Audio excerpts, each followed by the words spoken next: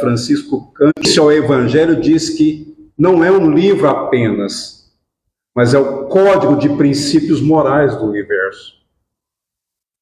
Jesus nos trouxe uma mensagem que quem a pratica, quem vivencia os seus ensinamentos, é respeitado em outros mundos. Quem se esforça para viver aquilo que ele ensinou e exemplificou, vai se tornando um espírito mais depurado, acrisolado, aprimorado. Todos nós sabemos que somos espíritos imortais. E Deus não nos criou para o sofrimento. Todavia, com Jesus, nós aprendemos que a dor, ela serve de instrumento para que as nossas potências espirituais sejam desenvolvidas. Jesus, diz Emmanuel, é a videira eterna, cheia de seiva divina, espalhando ramos fartos, perfumes consoladores e frutos substanciosos entre os homens. E o mundo não lhe ofereceu senão a cruz da flagelação e da morte infamante.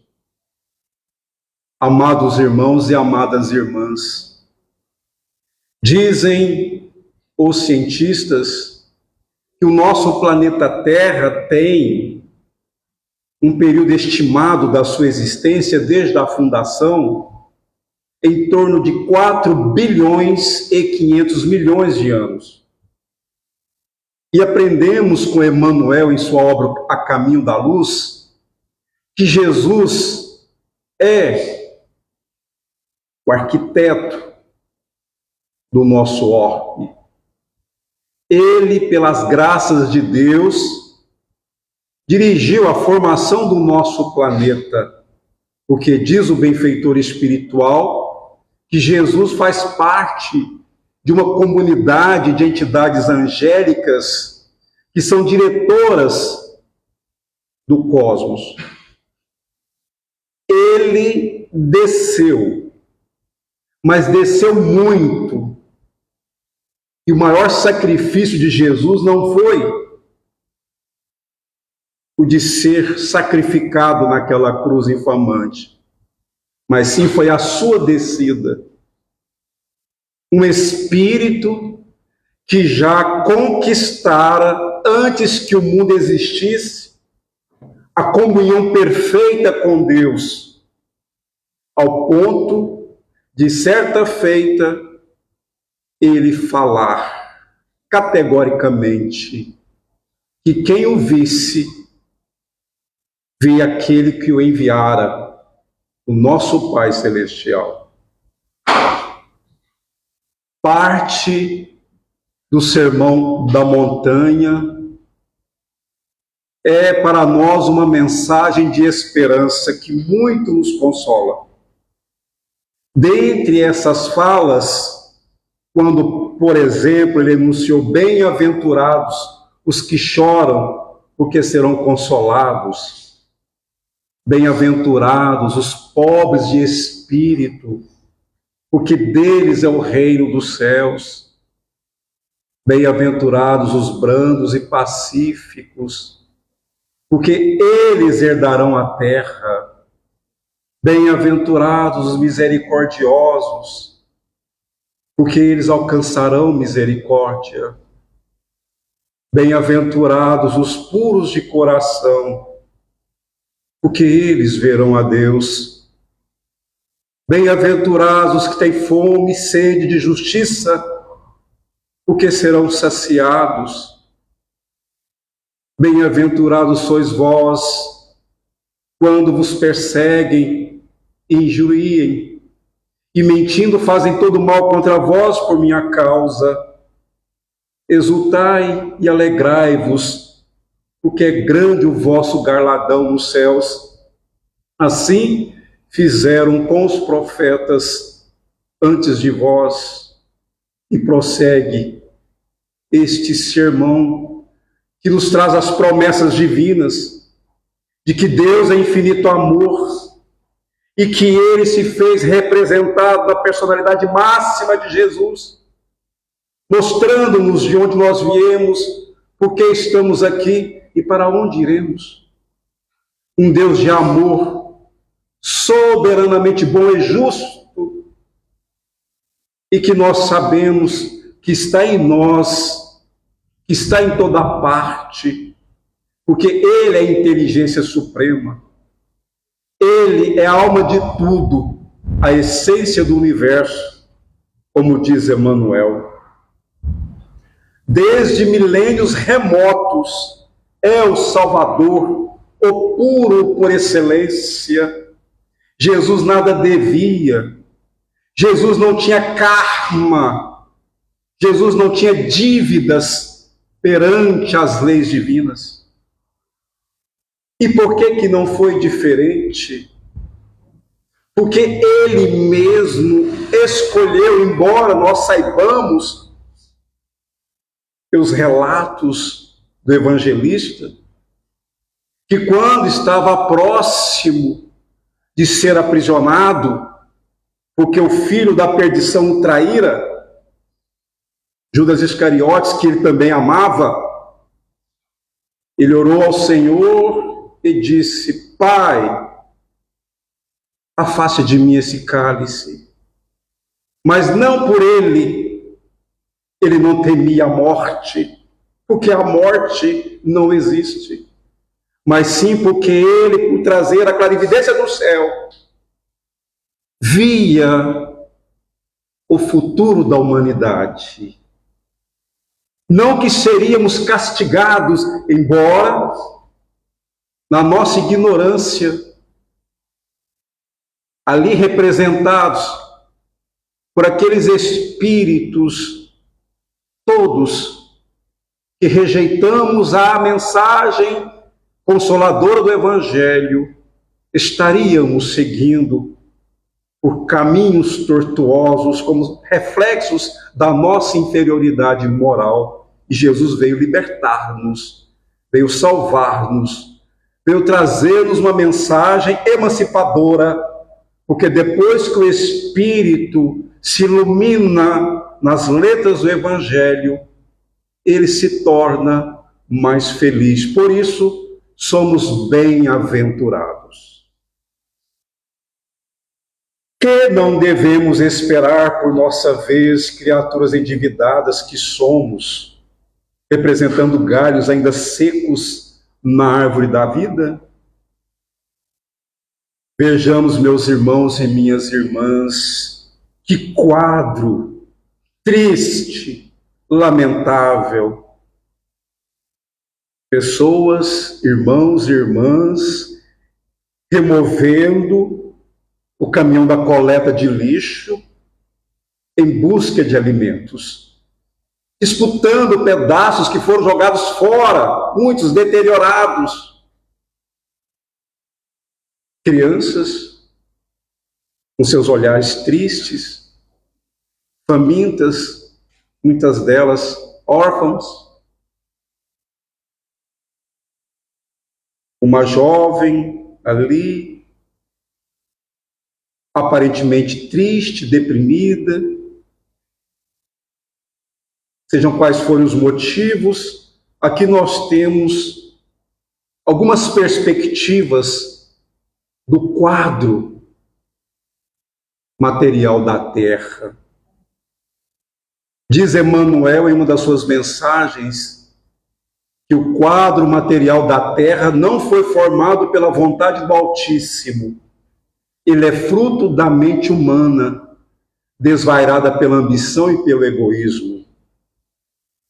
Nós não sabemos quais são as circunstâncias, mas considerando que Deus é soberanamente bom e justo, muitos desses nossos irmãos estão expiando as suas faltas do pretérito.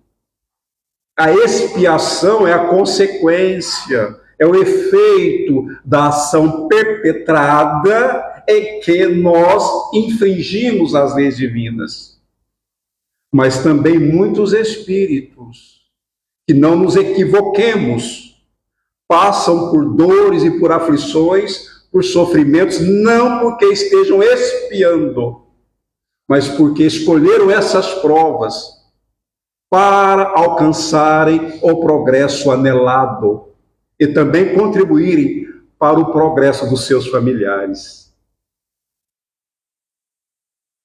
e daqueles com os quais convive. Em cada experiência necessitamos de processos novos no serviço de reparação e corrigenda. Aqueles nossos irmãos que conspiraram para que Jesus fosse condenado, começando por Judas Iscariotes, que fizera um conluio com os sacerdotes. Ele não esperava que Jesus fosse condenado à cruz, pois esse não era o seu intento.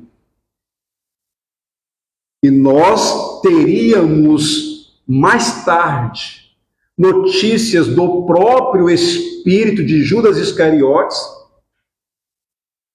em uma obra escrita pelo espírito Humberto de Campos, através do médium Chico Xavier, que teve a oportunidade de entrevistar esse espírito no mundo espiritual. E ele disse que, depois de ser interpelado a respeito se aconteceu de fato como narram os evangelistas, aquele episódio da traição, ele, o espírito de Judas Iscariotes, diz que não foi bem assim, mas que as pessoas o flagelavam, recordando a sua memória infame. Mas que ele, ao longo do tempo, expiou a sua culpa, o seu remorso, e ele foi atendido pelo próprio Cristo de Deus. Ainda lá no alto da cruz, em uma outra mensagem de uma outra obra, chamada O Anjo Solitário, Jesus, próximo ali do momento de desligar-se da matéria, os anjos que o estavam homenageando naquele momento, eles faziam um trabalho em que quem pudesse ver Jesus naquele instante contemplaria a realeza celestial de Jesus. E dentre aquele grupo de entidades angélicas, uma se destacava pelo brilho. E ela aproximou-se de Jesus, aproximou-se de tal forma que pôde ouvir Jesus balbuciar algo que o fez que ele descesse do alto da cruz, aquele anjo, e for até as regiões inferiores resgatar Judas. Jesus pedir àquele anjo que fosse amparar o espírito daquele irmão falido. Aquele era o anjo da caridade. Mas o espírito de Judas teve reencarnações expiatórias, dolorosas, e ele reparou as suas faltas. Jesus o amava da mesma forma que aos outros apóstolos, mas Judas disse ao espírito de Humberto de Campos que ele estava buscando a absolvição no tribunal divino, que era a sua consciência, e ele reencarnou na Idade Média como Joana d'Arc, a mesma que fora martirizada aos 19 anos de idade e que também fora traída por quem ela amara, o rei Carlos V. Somos madeiros sem vida própria que as paixões humanas inutilizaram em sua fúria destruidora. Quando é que somos madeiros secos? Quando negligenciamos os nossos deveres, quando desertamos de nós mesmos, dos nossos familiares, desprezamos as oportunidades que o Senhor nos proporciona todos os dias, a fim de que sejamos melhores.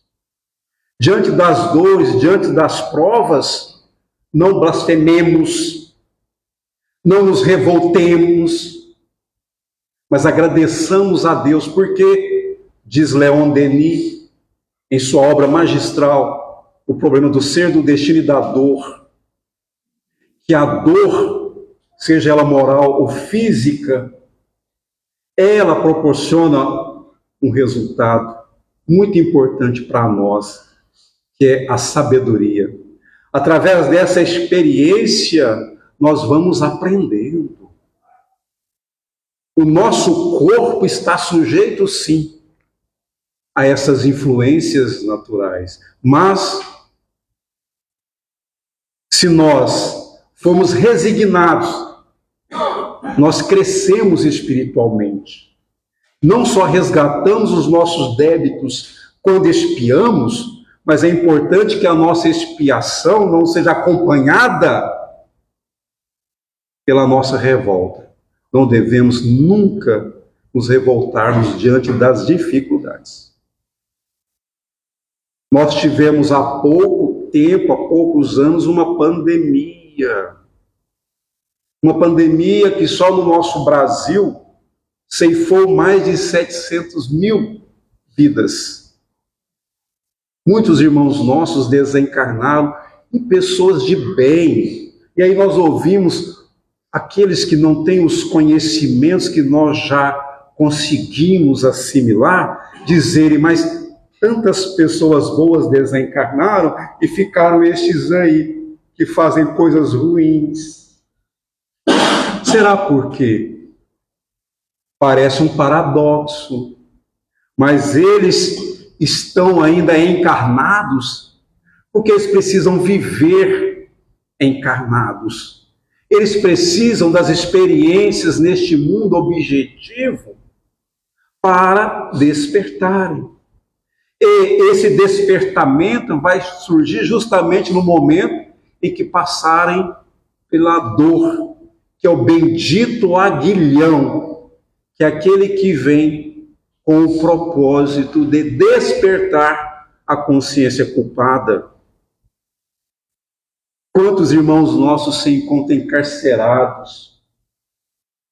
E às vezes, muitos desses que se encontram nos presídios, como há pouco tempo tivemos notícias, estão cumprindo sentenças, mas são inocentes dos seus crimes, porque a ciência conseguiu identificar, através dos seus recursos, que aquele não foi o autor do crime pelo qual fora para a prisão.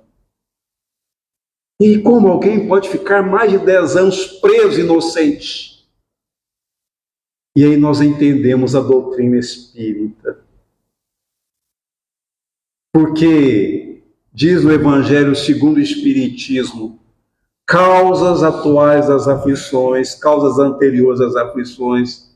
Se as aflições das nossas vidas não tiverem causas nessa, com certeza são heranças do pretérito, porque nós trazemos as nossas heranças psicológicas. As reencarnações são solidárias e nós vivemos na atualidade o reflexo do passado. Há pouco tempo, um jovem estava deitado na calçada. Olhei aquela cena que é comum nas grandes cidades. Aí comentei com uma pessoa próxima que eu me sentia compadecido de ver aquele rapaz. E aí a pessoa disse-me, não, por maldade, de jeito nenhum. Mas na sua ingenuidade, por ser jovem, falou-me: ah, mas ele escolheu. Aí eu disse-lhe: a droga escolheu por ele. Ele já não tem mais domínio da própria vontade. Ele, além de estar escravizado pela droga, está sendo vampirizado pelos espíritos infelizes, pelos espíritos que passaram por experiências análogas. Porque muitos irmãos nossos que estão vivendo em situação de rua são reincidentes dos mesmos erros do passado. Os homens do campo metem a vara punitiva nos pessegueiros quando suas frondes raquíticas não produzem. O efeito é benéfico e compensador. Então, Emmanuel nos traz uma imagem muito interessante. A árvore dos pessegueiros. Então, o lavrador vai lá e açoita o pessegueiro. Interessante que os resultados são benéficos. Ah, mas se eu fizer uma analogia com a minha vida, o que vem a ser isso? Pense nas pessoas com as quais você convive, nas pessoas com as quais nós convivemos. Sabe aquela pessoa que não nos poupa daquelas verdades que ela se vê no direito de dizer-nos? Sabe aquelas críticas que muitas vezes nós consideramos que não as merecemos, mas a pessoa não nos livra delas? E aquela que nos olha com desprezo? E aquela outra que nos dá uma resposta ríspida? E mais adiante, aquela que se manifesta ingrata? O esposo não é o mesmo de ontem. A esposa parece que esqueceu dos seus deveres. E os filhos parecem surdos aos nossos alvitres. A desobediência campeia. O que está acontecendo? Mas tudo isso vai gerar consequências. E elas mesmas já são efeitos das ações infelizes de todos esses atores no proscênio da vida. Mas o Divino Mestre Jesus já nos trouxe a mensagem libertadora. Diante da calúnia, silencie. Diante das perseguições, ore. Diante do mal, façamos o bem. Porque quando ele nos ensinou que o amor cobre uma multidão de pecados, quando nós optamos pela prática da caridade, nós vamos evoluindo, nós vamos tornando espíritos mais iluminados, e essas sombras que nos buscam são anuladas pela luz que nós emanamos. E aí, nós buscamos mensurar as virtudes que nós já conquistamos. Por exemplo, paciência. Nós temos muita paciência em casa, no trânsito, no trabalho, na rua, em toda parte, nós somos muito pacientes. Bom, este é o mundo que nós queremos. Este é o mundo em que todas as pessoas são evangelizadas. Ninguém grita com ninguém, ninguém discrimina quem quer que seja, ninguém rotula, ninguém julga, ninguém condena, todos são serenos e alegres, felizes diante das dificuldades da vida.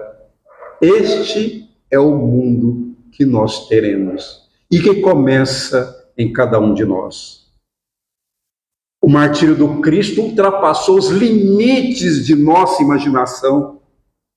Como tronco sublime da vida, sofreu por desejar transmitir-nos sua seiva fecundante.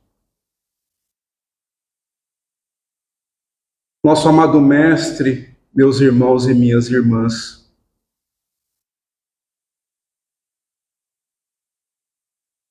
quando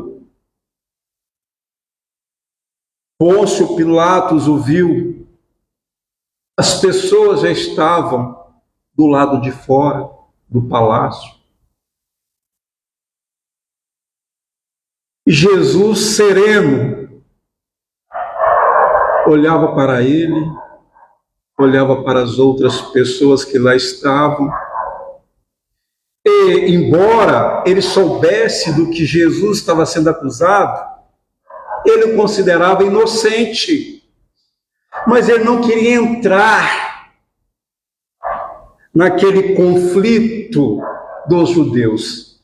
E enviou o Senhor à presença de Herodes, porque Pôncio Pilatos, o governador, era encarregado dos assuntos de Roma, de César, enquanto que Herodes, dos judeus.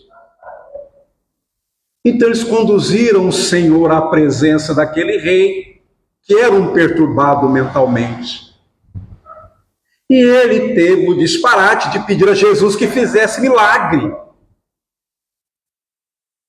E ele ainda falou, porque Jesus o olhava, ele desviava o olhar do Senhor, Jesus baixava os olhos. E ele pediu ao Senhor que mostrasse um sinal do céu. E falou mais para o Senhor Jesus, que estava ali, que a ressurreição de Lázaro foi algo armado. E Jesus em silêncio, ouvindo aquela calúnia.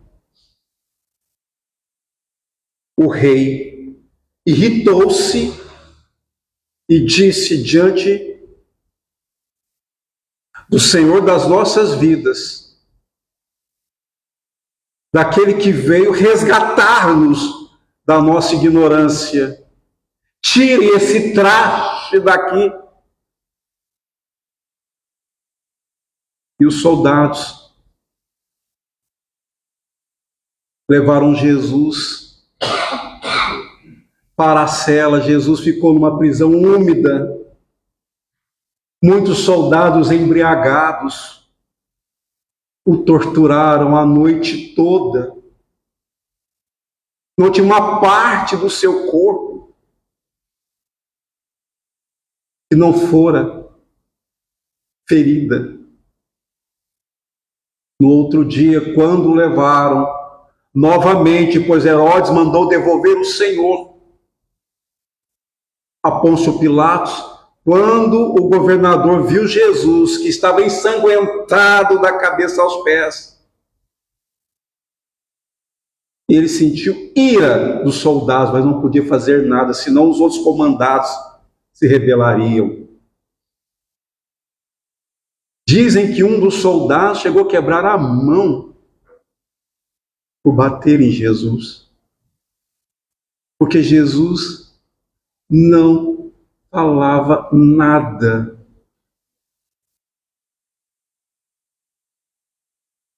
Sofreu em silêncio, humilde, resignado.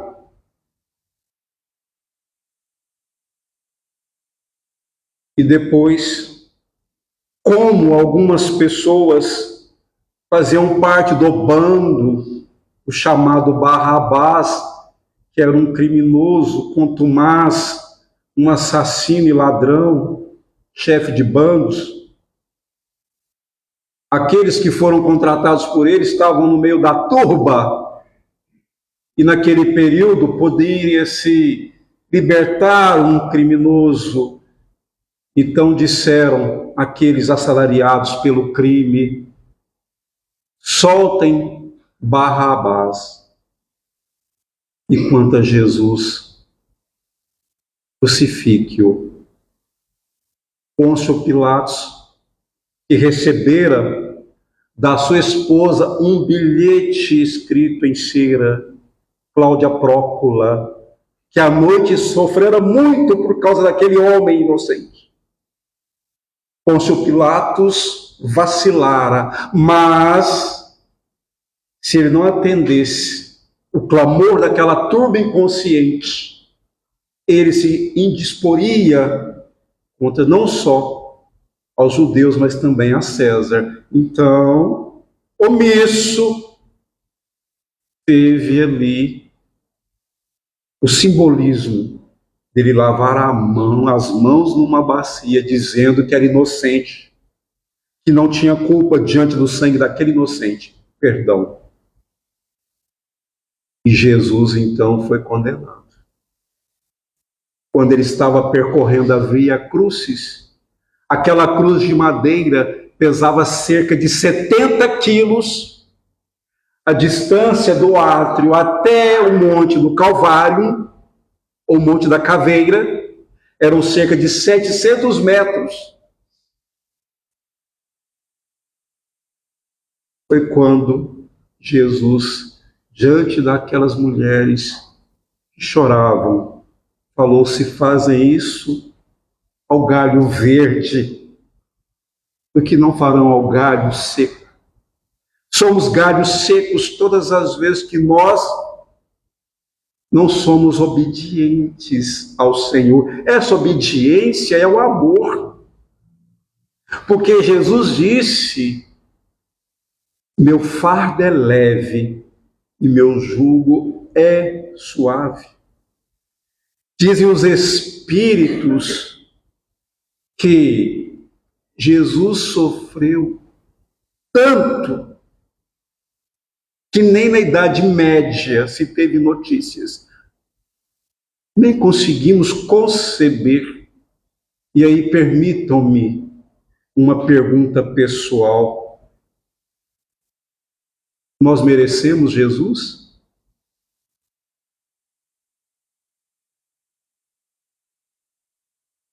Como lenhos ressequidos ao calor do mal, sofremos por necessidade em favor de nós mesmos.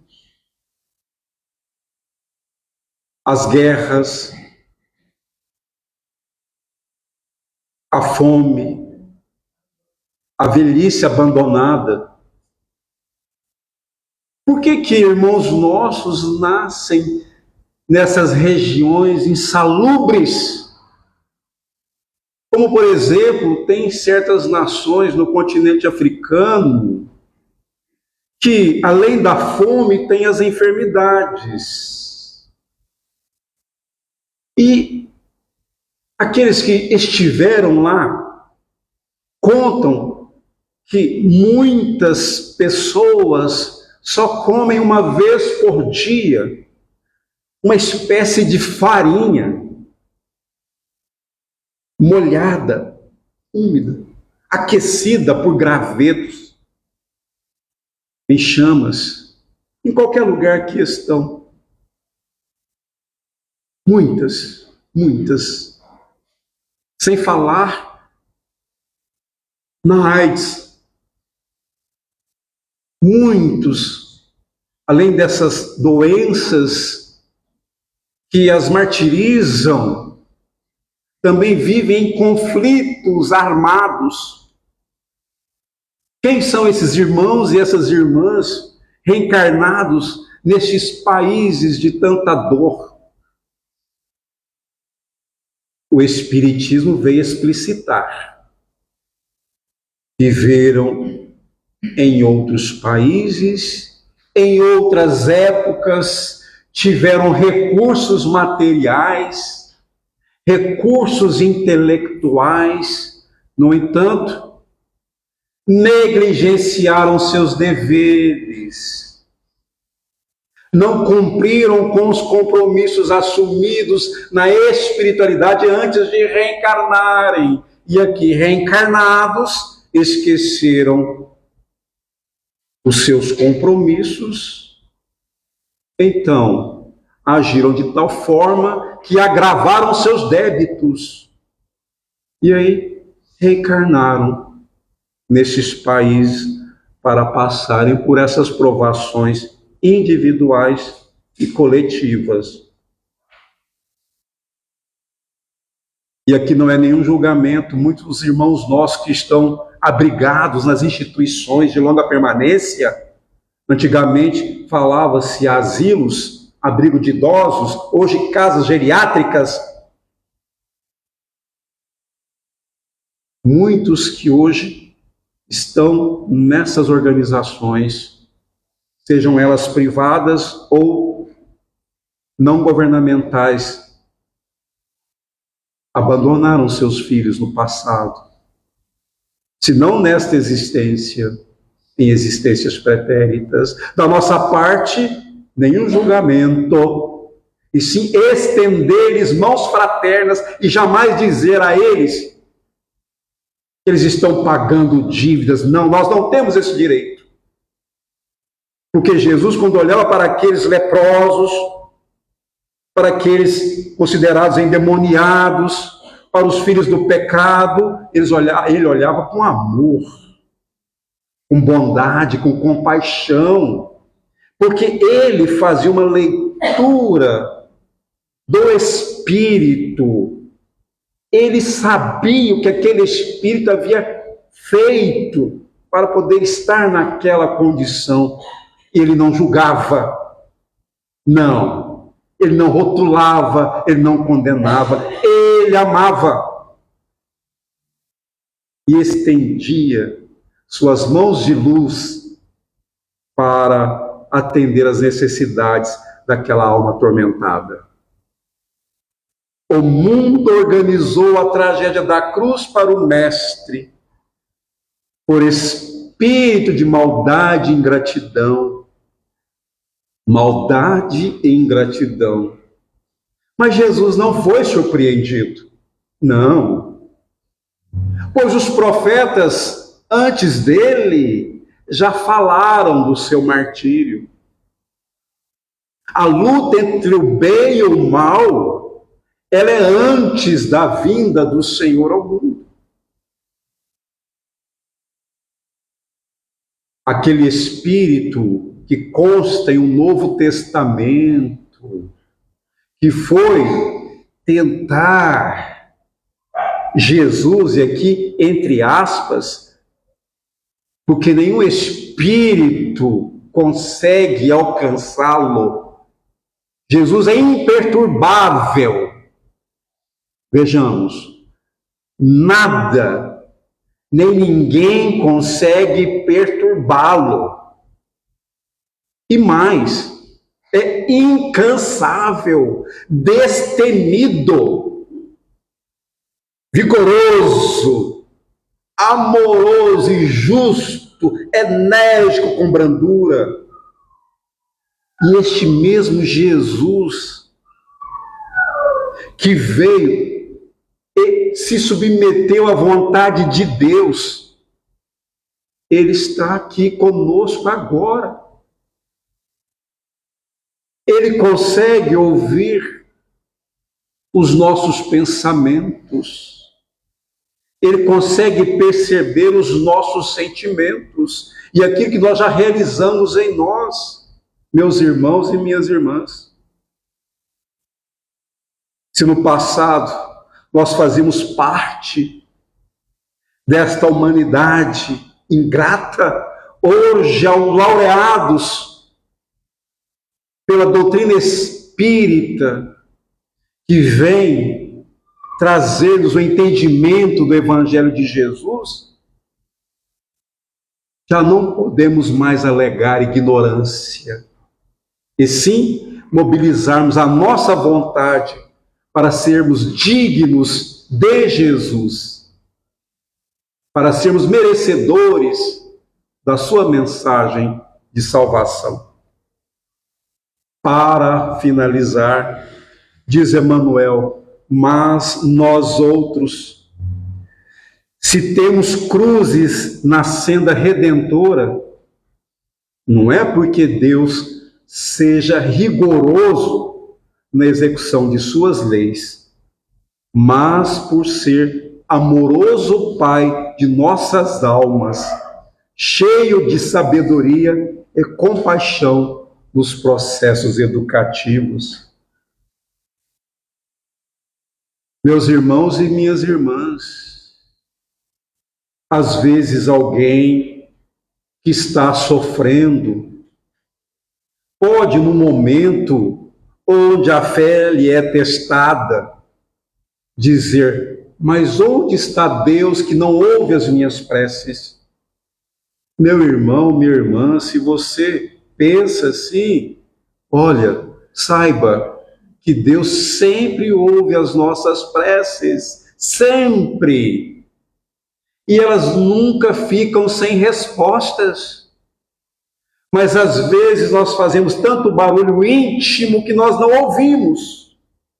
E as suas respostas vêm através da inspiração, através da intuição, através das circunstâncias, dos acontecimentos que nos envolvem, de uma mensagem, de um livro, de uma palavra de alguém. O Senhor fala conosco de todas as maneiras. Ah, mas eu quero ouvi-lo. Faça silêncio em sua alma, porque nós aprendemos com Jesus que nós estamos em Deus e Deus está em nós. E como disse o apóstolo Paulo, ao se referir à onipresença de Deus, nosso Pai Celestial, assim como os peixes no oceano, nós estamos em Deus e Deus está em nós. E Ele é a expressão infinita de todo amor, por isso que Ele se apresentou a nós, através de Jesus.